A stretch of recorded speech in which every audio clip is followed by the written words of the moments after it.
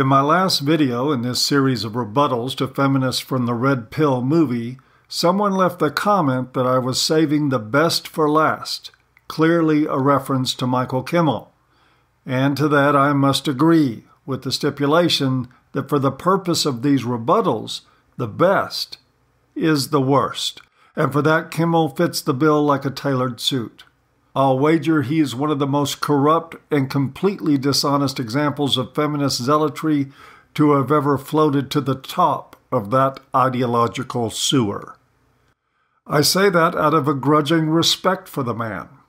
I don't think there's been anyone so successful at selling so many lies to so many people in such a short time and to such disastrous effect as the good professor. Through his writings, teachings, distortions of research, and exquisitely expert manipulation of impressionable people, he's marked his place in history as the Ayatollah of sexual politics. I say all of this to make it clear that I can't claim to be unbiased here.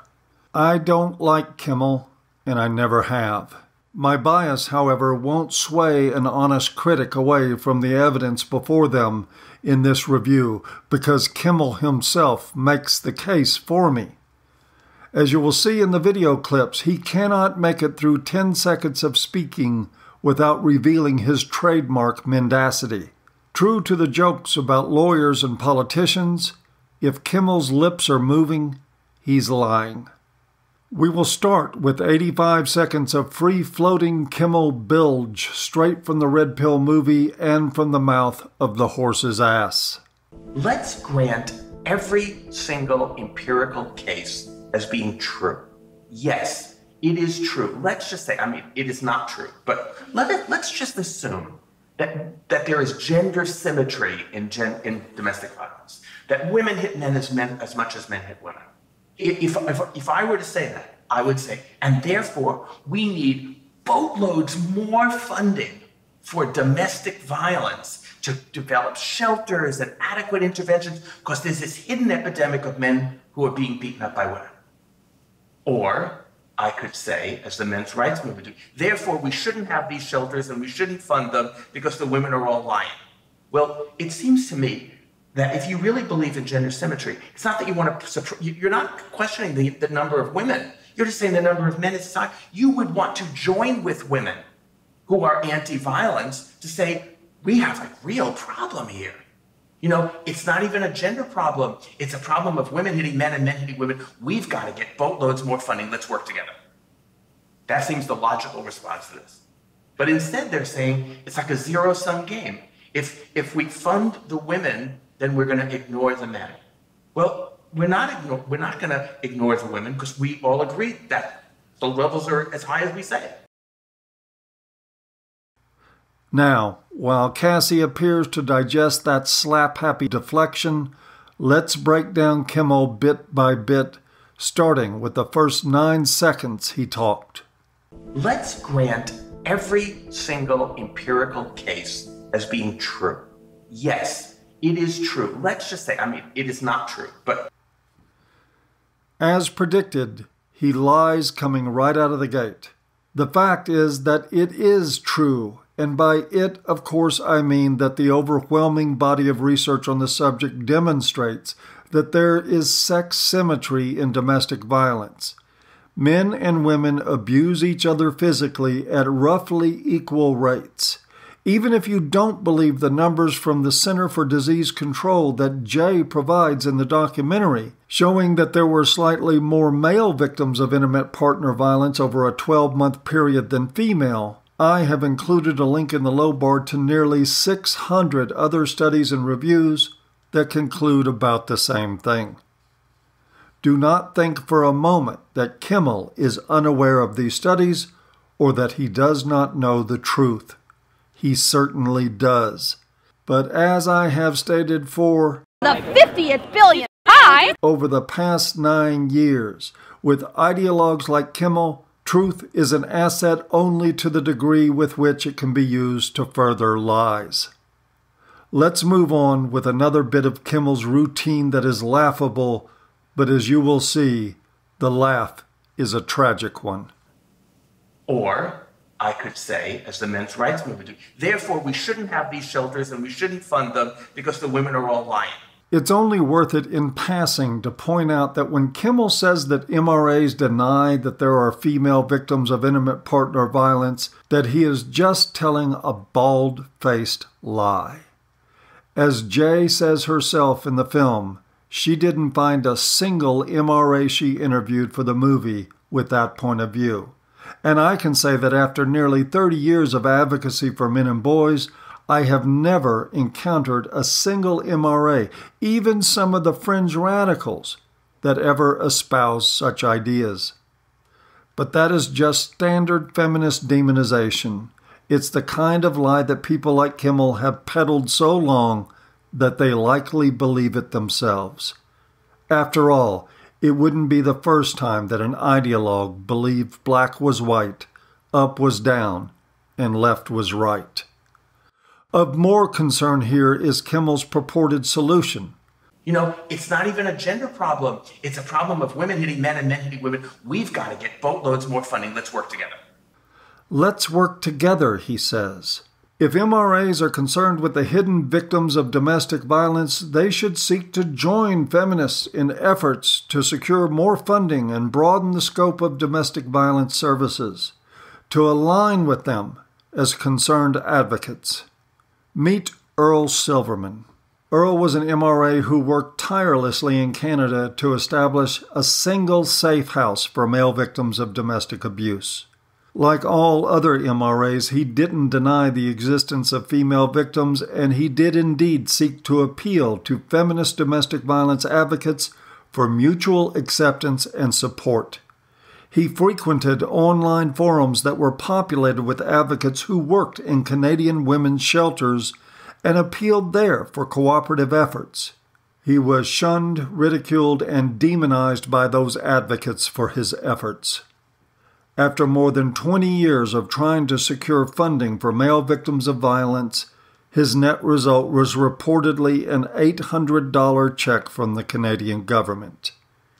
On Friday, April 6, 2013, after the men's clinic he established from his own efforts folded due to lack of funding, he was found hanging from the rafters of his garage.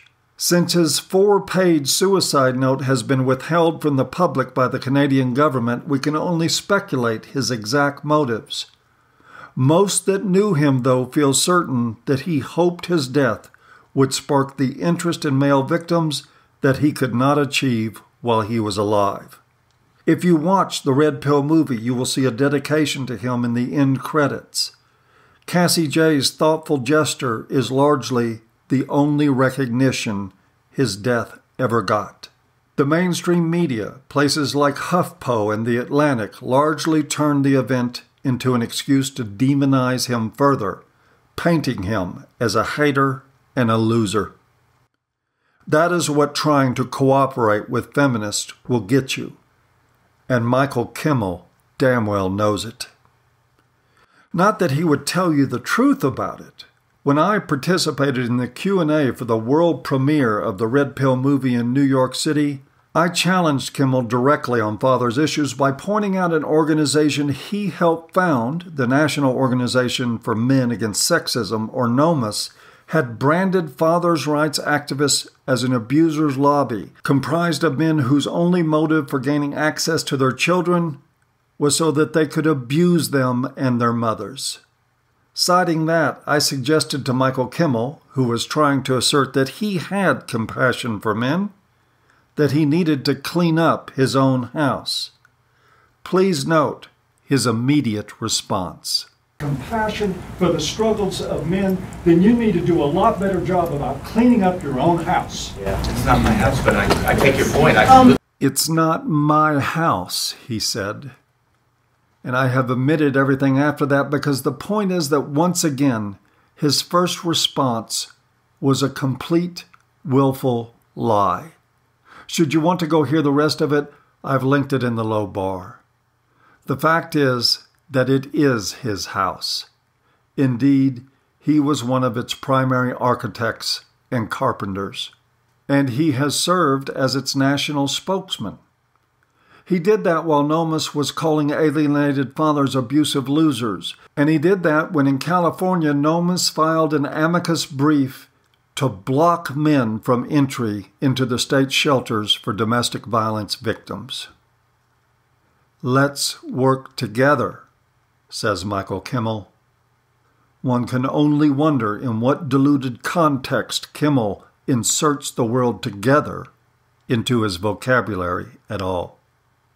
Whatever mechanisms in the mind of Michael Kimmel are employed to accomplish these Olympic-level mental gymnastics, I am personally quite sure that some level of sociopathy is required. We see it again in Kimmel's offhand assessment of where he imagines the sources of anger that MRAs feel may be found. They're really angry, and they're angry at women, they're angry at feminist women, but yes, men have gotten a crappy deal. But it's not the fault of women or gay people. And yet again, Kimmel shows his willingness to forcefully mold reality to fit an agenda. The MRM has been the only platform in history so far to offer gay men a refuge who don't want to be walked like poodles by feminists and used for their political value, to stand alongside their straight brothers against the misandry that affects all of us. Kimmel claims he checked out A Voice for Men after we so steadfastly denounced his work. Perhaps not closely enough to see all the gay and bisexual male writers. He likely missed the book by Matthew Lai in the sidebar, The New Gay Liberation, Escaping the Fag End of Feminism. It's a short, brutally honest read about the long-standing hatred of gay men in the feminist movement. Maybe Kimmel didn't even notice when GLBT became LGBT, and how the perception of gay men as privileged by feminists drove that change in the jargon. As to the charge that we blame women, it's also totally false. It must be said, though, that when you look at men's issues like false rape allegations, alienated children, injudicious restraining orders, and ruinous divorce settlements, you will find a woman behind it every time. Talking about that can confuse the dull of mind into thinking you blame women as a class. But I'm not giving Kimmel a pass on lack of intelligence. Of course, Kimmel is aware of all of this. He's just lying so he can paint MRAs as homophobic and misogynistic. And to be fair, you have to credit him for his creative ability. So what, you may ask, is the greater lesson here? Well, there isn't one, to be honest. There's nothing here that we don't already know. Feminists are hateful bigots and liars. The few that aren't are just wearing the label that they would quickly shed if they were cognizant of the truth, just as we saw Cassie J do in this movie. However, we are given an opportunity here to use the feminists in this movie to point to the subtle difference in the different types of feminists. It allows us to create a convenient, if totally unnecessary, system of classification. We have the dim-witted, emotionally labile feminist. Big red feminists could also be called stupid feminists, but I will refrain from that particular classification here because we don't know if this is true stupidity or if there's just enough emotional instability that it appears to lower the IQ. For the fence post level stupid feminist category, we have to briefly visit a feminist from the movie that I did not spend time on in the series. Let's hear briefly from Brian DeMatos. Men are starting to feel misplaced because women are sharing space. It's disgusting, and scroll the fuck up, and don't confuse suffrage with oppression. Everyone suffers. It's universal. Cassie J was able to speak to a feminist activist who literally did not know the meaning of the word suffrage. Think about that, but not long enough to let your head explode from the irony. And all Cassie J had to do to find one of these was walk up to a feminist protest and talk to the man who organized and led it. With that, I give you Fence Post Stupid Feminist. Now we move on to the Shark in the Water feminist. She is not after prestige so much as she is after a Beverly Hills office, fine dining, and a cushy lifestyle. For her, feminism is a paycheck and nothing more. She would not dirty her hands for a moment to help a disadvantaged person of either sex, and would without question turn on her feminist sisters in a heartbeat if there were a buck in it. Next, we have the B-list ideological feminist academician.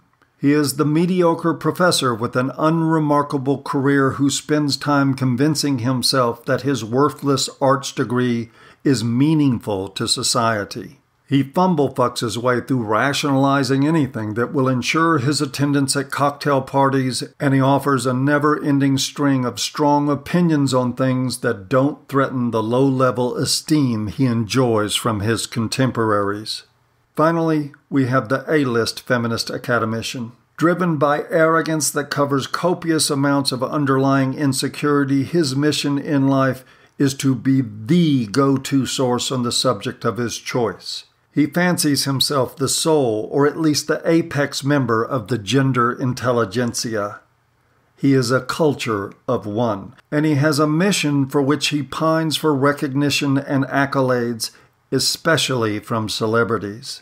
In this case, that mission is hatefully demonizing young men, white people, straight men, and anyone else he is or once was. Don't ask me about the psychopathology driving that rather bizarre mindset. I never took that much interest in abnormal psych. Suffice it to say that the A-list feminist academician usually gets part of his wish, and he will find abundant support from dim-witted, emotionally labile feminists, from fence-post stupid feminists, from Shark in the Water feminists when it's profitable for them, and for sure from B-list academicians who, much to the satisfaction of the A-list feminists, fear and adore him in equal proportion. The things that all these feminists have in common is that they are all deceitful liars, they are all flat wrong, and of course, they are all cancer. I know it sort of defeats the purpose of classifications altogether. After all, red pill chemo is the answer to all of it. Still, it was satisfying and a good bit of fun to examine all of this with you. In closing, I want to remind you that there are links in the low bar to buy, rent, and stream the Red Pill movie. Your support for the film may help inspire other efforts like it. And judging by the convulsively angry responses of all breeds of feminists across the world, it is an investment well worth the small change that it costs. As always, I hope you've enjoyed this talk, and we'll see you next time.